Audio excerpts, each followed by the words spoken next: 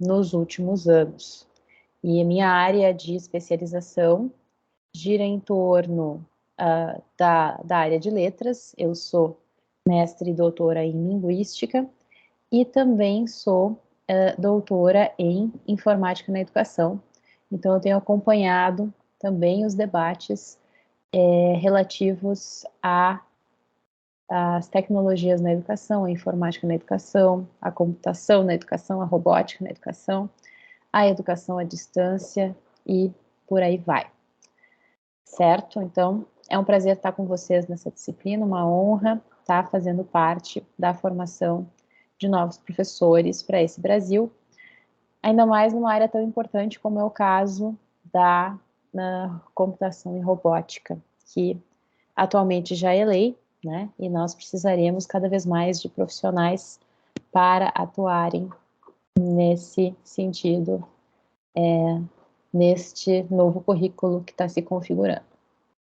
Bom, então, para a nossa disciplina, a gente tem como objetivos refletir sobre as relações entre educação, Estado e sociedade. A gente vai trabalhar com esses conceitos e vai refletir sobre como esses elementos influenciam um ao outro. Analisar a estrutura e organização da educação brasileira segundo a legislação em vigência, né? Então, vamos fazer essa análise de como está e como é a educação, a legislação educacional brasileira e como, então, o sistema brasileiro de educação está organizado a partir dessa legislação. E também, nosso terceiro objetivo é compreender aspectos da atual política educacional brasileira, atentando para as suas implicações na organização do trabalho docente e da atividade escolar na educação básica. Então, procurar entender isso, né? Como o trabalho docente está organizado atualmente a partir das políticas educacionais que temos e como que a atividade da escola também está ocorrendo a partir dessas políticas. Vou passar aqui. PDF.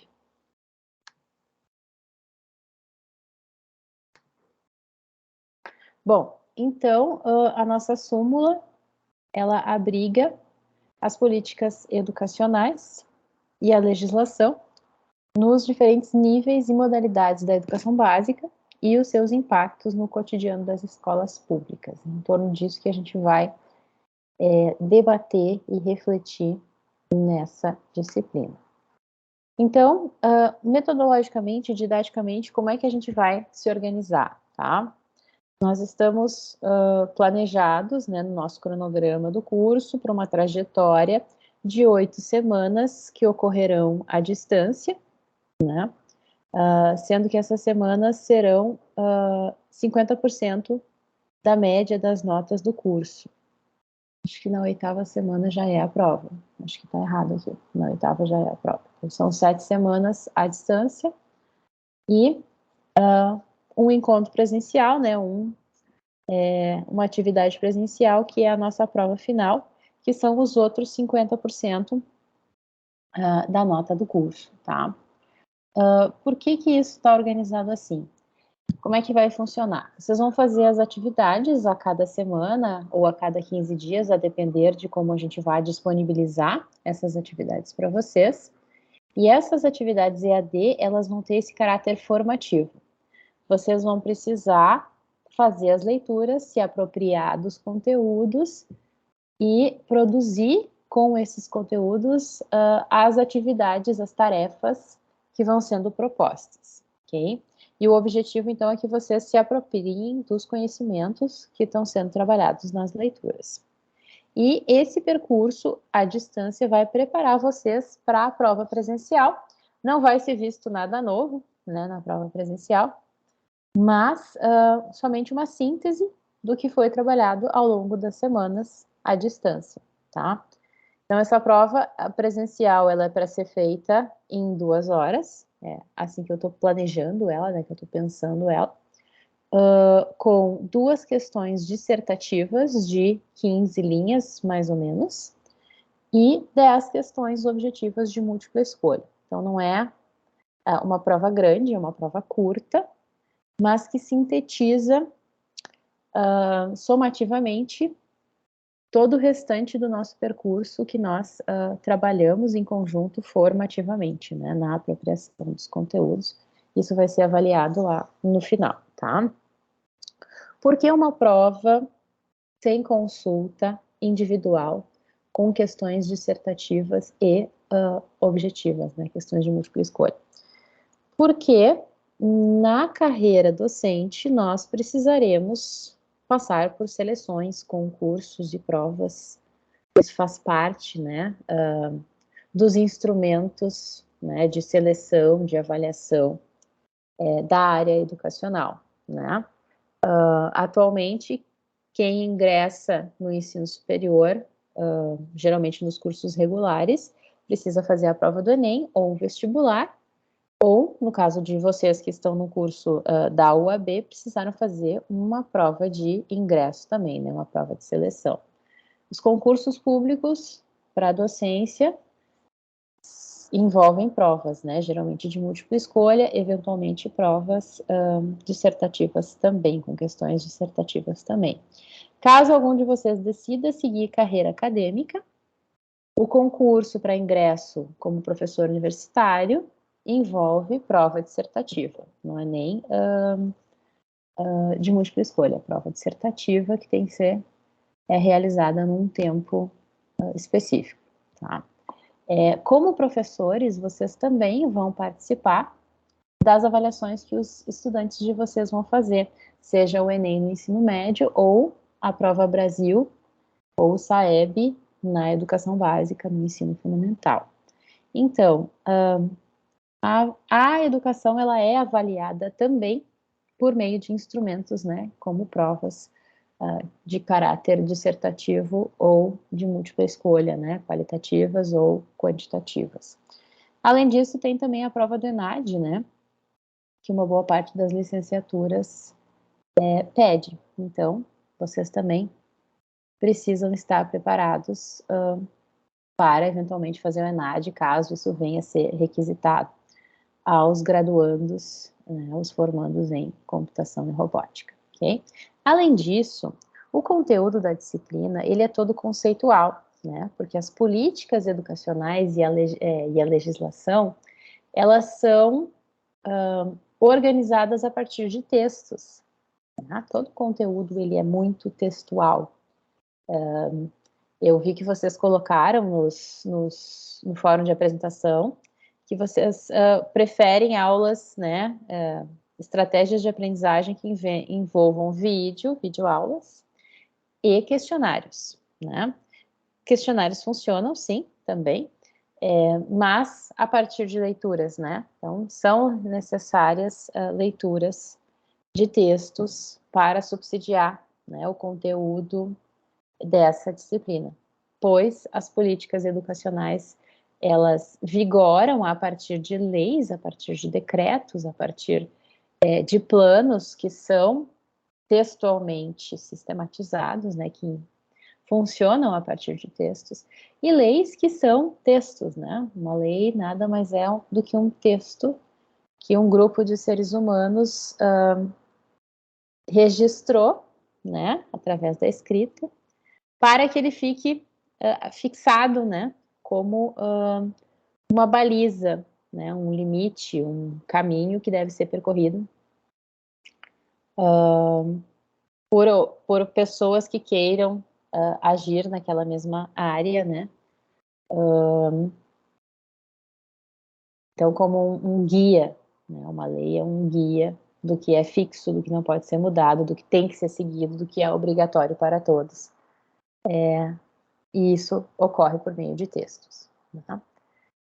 Então, por isso, a disciplina está muito focada em leitura. Tá? Como vocês puderam ver, a gente já teve um primeiro fórum, né, a partir das 3 primeiras leituras que foram solicitadas. A leitura de Bispo dos Santos, Lima, Nunes e Bess, Bispo dos Santos 2015, Lima Nunes e Bez 2018, dois livros, na verdade, que vocês leram, o capítulo 1, que tratam das definições dos conceitos-chave em torno das políticas educacionais e da legislação, e também um artigo da professora Araújo, de 2011, já é um artigo mais antigo, mas que aborda, então, uma questão que está colocada na nossa legislação e nas nossas políticas educacionais, que é a questão da educação como um direito, né? Então, nós vamos ver na nossa disciplina que educação é um direito estabelecido na nossa Constituição, que não pode ser modificado, que não pode ser deixado, negligenciado, deixado de ser ofertado aos cidadãos brasileiros. E aí isso tem uma série de repercussões. Bom, então a nossa dinâmica, né, a partir dessas características da disciplina de políticas educacionais e legislação, ela vai envolver aulas síncronas. Eu já vi que os nossos horários não batem. Eu consigo fazer aulas síncronas o mais tarde que eu consigo, às 17 horas. Eu tenho 2 filhos pequenos, então preciso buscá-los e atendê-los no final da tarde, começo da noite. É bem complicado para mim, que é o horário quando vocês podem. Então, trabalharemos com aulas síncronas quando pudermos e aulas gravadas na maior parte do tempo, tá? Então, como já falei, pela natureza do conteúdo, vocês farão muitas leituras e registros, isso é bastante importante para a compreensão, para o entendimento, para esse aprofundamento nesses conceitos e nesses elementos que, se vocês fazem ou farão parte da profissão educacional, da profissão de educação, farão parte da vida de vocês, né? Esses elementos, eles regem a vida de qualquer educador, de qualquer professor, qualquer profissional de educação. Então, as nossas atividades provavelmente serão semanais, eventualmente poderão ser quinzenais, tá? Dependerá do tamanho, da dimensão das atividades propostas. Elas envolverão resenhas, como vocês já fizeram agora na primeira semana, análises, exercícios, que podem ser questionários, outros, né, tipos de exercícios, análises e interações. Eventualmente, eu posso pedir também à distância algum trabalho em dupla, algum trabalho para ser desenvolvido colaborativamente, para que vocês também tenham a oportunidade de fazer trocas sobre esses conteúdos com colegas, tá? Mas tudo dentro de uma dinâmica que vocês consigam fazer à distância, ok? Bom, então nós temos 2 tutores na disciplina, né? O Ricardo e agora eu esqueci o nome dela, mas é a tutora de informática. Nós temos, então, esses tutores vocês podem acessar a qualquer momento, eles vão estar trabalhando junto comigo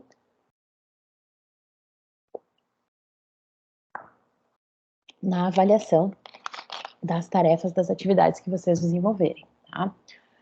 Eu vou estabelecer critérios e eles vão trabalhar, né, realizando as correções em cima desses critérios. Nós, então, teremos uma série de conteúdos que já estão no plano de ensino e no próprio ambiente Moodle da disciplina, bem como o nosso cronograma, né? Já está lá o que vai ser trabalhado em termos de conteúdo a cada semana. E os critérios de avaliação que eu vou definindo junto com os tutores para cada atividade a cada semana, tá? Para a prova final, né? Está bem decidido já, né, que serão 2 questões dissertativas, que terão critérios de avaliação também, e 10 questões de múltipla escolha, tá? Eu escolhi esse formato exatamente porque ultimamente eu andei estudando as provas do ENAD, e as provas do ENAD, elas são compostas de 40 questões de múltipla escolha e 2 questões dissertativas de 15 linhas. Então, acho que também é um exercício, é um treinamento para que vocês estejam preparados para esse tipo de seleção, caso seja necessário, tá? E a nossa disciplina ela é organizada, é uma disciplina de 60 horas, isso é uma questão também que temos discutido bastante na política educacional da educação superior contemporânea, que os estudantes EAD, eles não têm tempo, né, para estudar, mas um curso de graduação, um curso de ensino superior, ele é organizado em torno do tempo, né? As grades curriculares, elas se organizam em torno de horas, é uma carga horária. E cada disciplina padrão, como a nossa, tem geralmente 60 horas, né, de duração ou 4 créditos educacionais, que equivalem a 15 horas. Cada 15 horas é um crédito. E aí isso equivale a 7,5 horas semanais de dedicação. E assim como nos cursos presenciais, vocês precisam ter 75% de frequência, o que é legalmente necessário, o que implica, então, em 5 horas obrigatórias de envolvimento, né, de envolvimento com a disciplina, de estudo, de leitura, de elaboração dos trabalhos, de assistir às videoaulas, enfim, tá? Então, como é que eu estou organizando essa divisão do tempo, tá?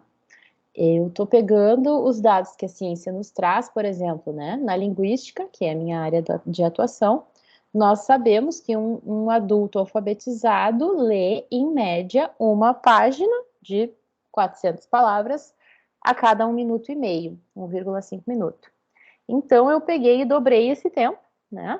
Calculei 3 minutos por página, para que vocês tenham bastante tempo para refletir, para ler, para voltar, para fazer anotações, fazer registros. E estou calculando o tempo em cima disso, né? Então, 3 minutos por página, a cada tantas páginas, tantas horas de leitura. Para assistir um vídeo, o tempo já está no vídeo, né? Para navegar no ambiente, a gente calcula um tempo de navegação e também de leitura dos caracteres, né, das palavras que existem na tela, tá? E um tempo também para a elaboração das tarefas, né? Geralmente, o dobro do que você leva para ler, você leva, né, ou pelo menos quase o dobro, para elaborar, né, um trabalho, certo? Então, a gente calcula um tempo razoável, né? Se você tem um tempo de leitura de 2 horas, você tem que ter pelo menos um tempo de leitura de mais 2 horas para elaborar um trabalho em cima daquele texto, tá? Então, é assim que eu estou pensando, né, esse tempo, essa carga horária. E eu sei que vocês têm problema, dificuldade com conciliar, né, tempo para estudar e tempo para trabalhar e todas as demais atividades da vida, né? As pessoas que procuram EAD geralmente têm um perfil de ser já responsável pela família, trabalhador e tudo mais.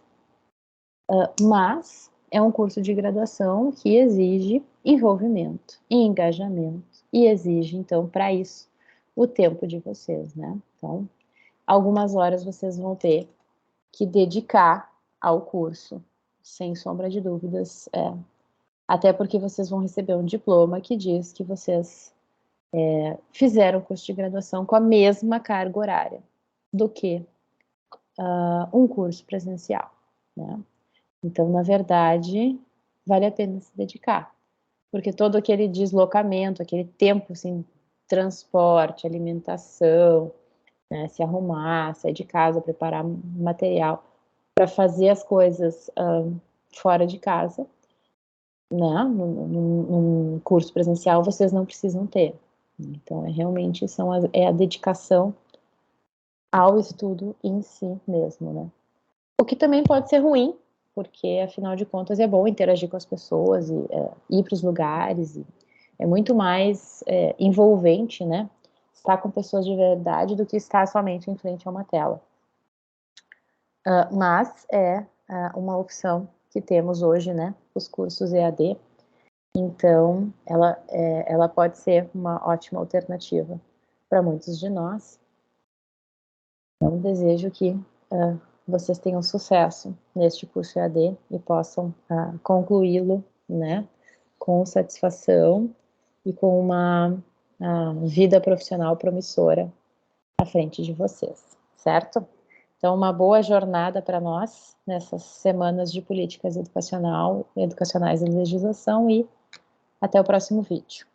Tchau, tchau.